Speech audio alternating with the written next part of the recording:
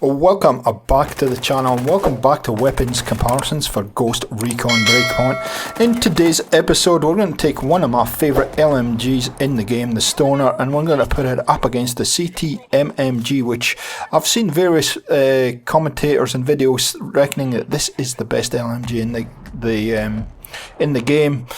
Let's see what the weapons comparison testing does, and make sure you stick around towards the end of the video because we're going to go and take on a behemoth. Yeah, crazy I know, but you might hear it in the background here. It was there. I was running around killing people and I thought, why not? Let's have a go and see what it looks like. Let's do it. So I've got to say, of all the guns that I've done testing on, comparisons or single guns, this is the strangest test that I've ever done in Ghost Recon. And I'll walk you through why as we go through this video. But yeah, this is just the way that the stats are stacked up versus what I actually saw in the recoil testing and then out in the field. It's all a bit of a cluster, to be honest. So anyway, let's get into the comparisons with the lovely graphic that we've put together, and we'll go through them one by one. So for the purposes of this video, the Stoner is going to be the gun you'll see in gold, and the CTMMG is going to be in a lovely olive green colour, so just in case you get confused by that. So looking at the accuracy, this suggests that the CTMG is the winner with the accuracy stakes, something I do not completely agree with, and you'll see why a little bit later. Certainly the Stoner wins in the handling department. Stoner again has a better range than the CTMG, although it's pretty close. Well, it looks pretty close, but it's you can see that the Stoner is actually a clear winner. Again, the mobility between the two, the Stoner just edges the CTMG out, but there's not much in it.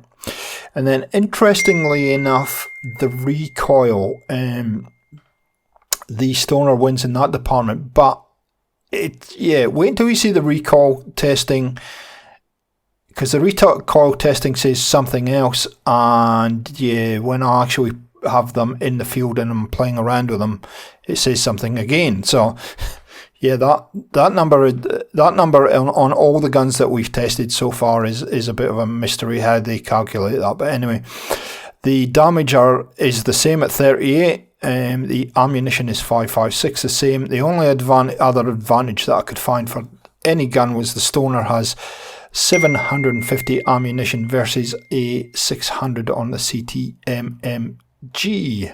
So there you go, guys. By looking at that comparison side by side, the Stoner is miles ahead in the stats department. The Stoner says it's agile and compact, high mobility at the cost of power, and then the CTMMG is tough recoil, long range, and highly portable. So yeah, those descriptions don't really tell a great deal, and I don't really find any problem with the power of the Stoner, to be honest. And tough recoil I would agree with on the CTMMG is your bet to see. So let's get into the recoil testing now and let's see what we get. So we are on Golem Island. We found a nice wall to shoot up, and we'll start with the Stoner. And you can see that it's just, as you would expect, hipfire wise, it's just all over the place. Now, my teammates keep getting in the way here, so I apologise for that. Let's try the CTMMG across here. Quite a different recoil pattern on both these guns, as you'll see. Now, I've stripped them back. They've got nothing. We'll aim in with the CTMG and just see if that makes any difference. Once the teammate gets out of the way, we'll go back to the Stoner first. Okay. It's got a very weird recoil pattern, as you can see. It kind of moves to the right and then moves to the left. So, whereas the CTMG virtually goes up to the left and straight up. consistently. So let's start putting some attachments on these guns and just see if it makes any difference. Now, sadly, the CTMMG has very, very few options as far as what you can put on it. In fact, there's only 2 really. Well, 4 in total, but yeah, there's very little you can do to combat the recoil. I'm going to put that one on there, and let's see if it makes any difference to the gun.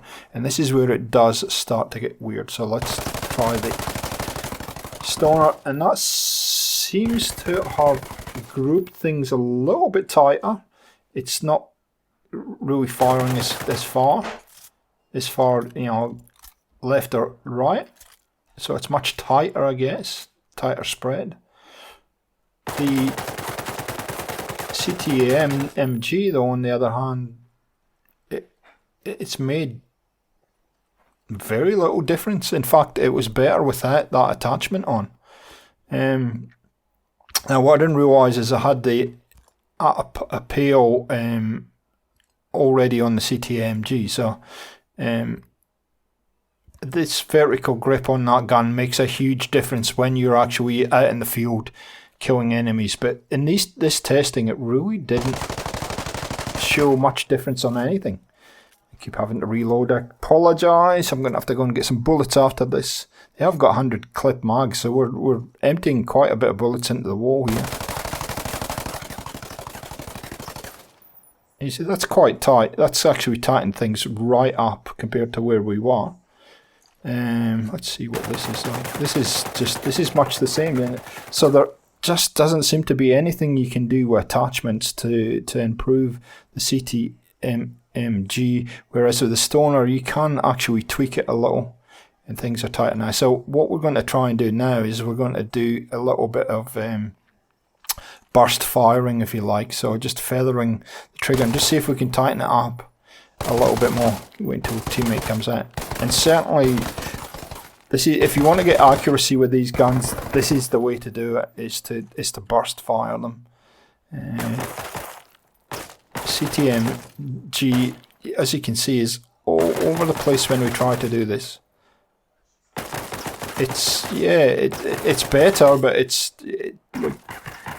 the initial grouping that you see in all the testing is what you're looking for. Let's find a new piece of wall so we can just see that a little bit better. And you see you can keep the Stoner fairly well on track if your teammates don't keep running through the shot. They want to be famous. Whereas this one, yeah, you can keep it on track, but it's much more difficult to control. And that was replicated in what I saw out in the field when I was testing them. So unfortunately there isn't a lot of modification you can do to this gun. Just go through what it offers. There's obviously some muzzles. I did try a lot of these, especially this Lmg Compensator, Lmg muzzle brake, and the standard muzzle. Didn't have a lot of success, I must admit, with this. Probably the best one is that Lmg Compensator, which gives you, at least helps you with the vertical recoil. Again, with the rail covers, there really isn't much you can put on. There's either the PEQ15 or the 8 pile ×3, which this is my kind of standard go-to. If you watched any of my weapons breakdowns, I always use that. The sight, I guess, is preference. I did try a number of these and ended up on the TA331H. Just because of the way this gun acts, and we'll show you shortly how it acts in the field, you need something that gives you the ability to be precise. You don't want too much clutter in your reticle. So that's the one I've gone with there.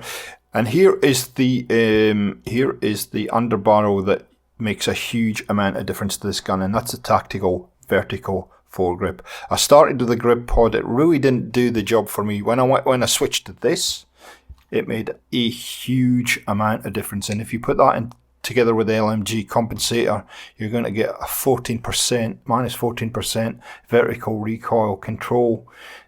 So that's the setup that I would recommend for the CTMMG. And for the old STONER, I've gone with standard magazine.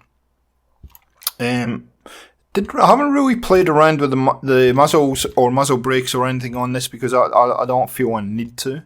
The setup I've got, I'm pretty happy with, to be honest. Add pile ×3. The Comp M4 sight is the one that I like, this one here.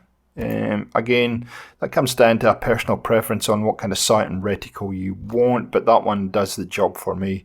And finally, the RVG vertical foregrip is the one that I use.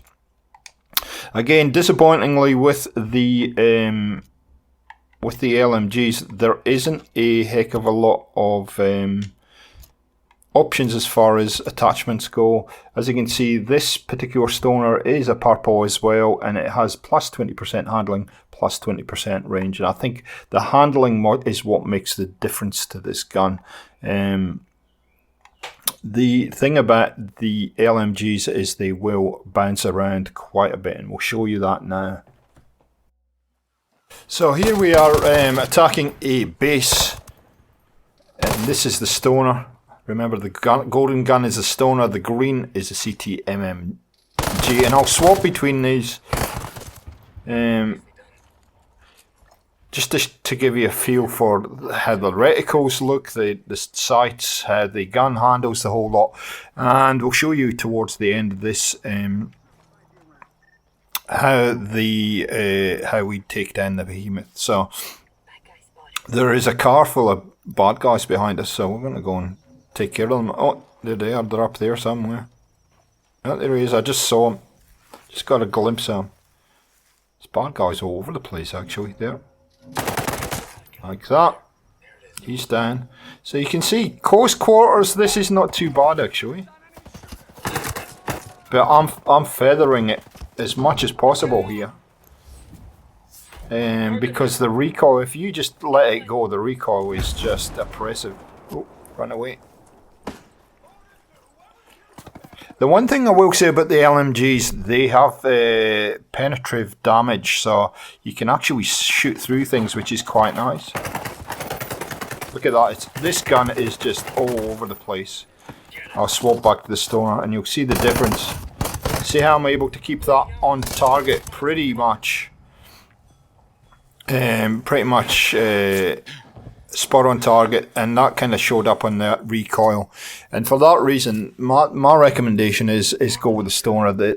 Unless you can really compensate for your recoil. It's the CTMMG, although I've heard it's supposed to be the best LMG in the game, I just find it hard to control, to be honest. Okay, let's get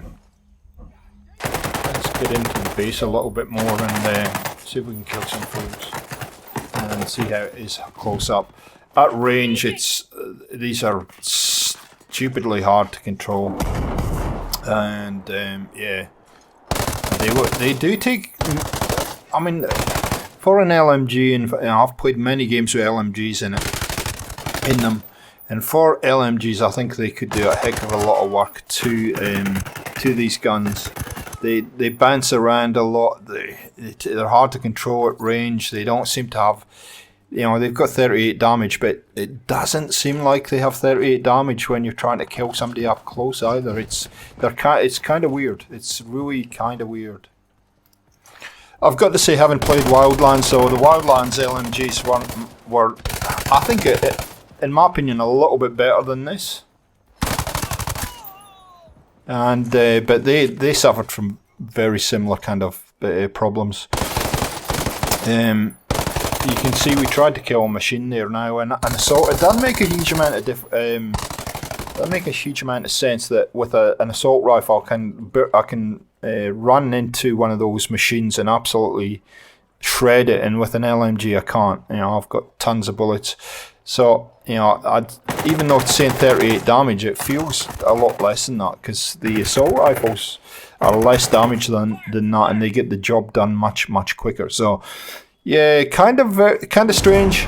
Kind of strange the way they've got them set up in the game. Now, having said all of that, the Stoner is a huge amount of fun. I find a lot of fun just pulling the LMG out every so often and just going crazy with it. If you get your headshots done, then you won't have anywhere near the problems killing enemies. But body shots, it seems to take a lot of body shots to be able to kill an enemy, strangely enough. So we found this base on Golem Island, which has a big behemoth stuck in this kind of arena area. So he said, why not? Why not? We spawned just above it, so why not? Let's try your LMGs there. If you want to see the whole video of this, me killing the behemoth with these, I'm happy to put those up on the raid on the base. It is about a 20-minute video, maybe less than that actually, but yeah, it takes a while to kill this thing. So let me know down in the comments if you want to see the behemoth, me killing this behemoth with these two LMGs. I'm happy to do this. I tried to swap between these LMGs as much as possible, just to get a feel for what was doing damage. And I think, you know, in conclusion, the biggest issue with LMGs is probably not the guns. It's the amount of attachments that are available to be able to compensate for the recoil. And I just found the CTMMG was harder to keep on target than the Stoner, and therefore my recommendation is that you if you're looking for a good LMG to play around with, go with the Stoner. It won't let you down. It's a lot of fun to play around with, but you've got to sort of get the setup right for you. And so what I try and do in these videos is show you what works for me, and give you kind of a foundation to work with. If you haven't got the attachments that we've spoke about, of course you can always buy those at the shop in the Bivouac or at Maria's shop. And yeah, LMG's a lot of fun to play around with, guys. I would love to hear your comments what you're actually using if you're an LMG player. I must admit I pulled the M4 when I was playing around with a couple of these, and straight away there was a huge difference between playing with the LMGs and playing with an assault rifle. And I don't think, to be honest, if I was playing the game I would even worry about these LMGs. I'd certainly have as an assault rifle over them, but that is just my personal preference.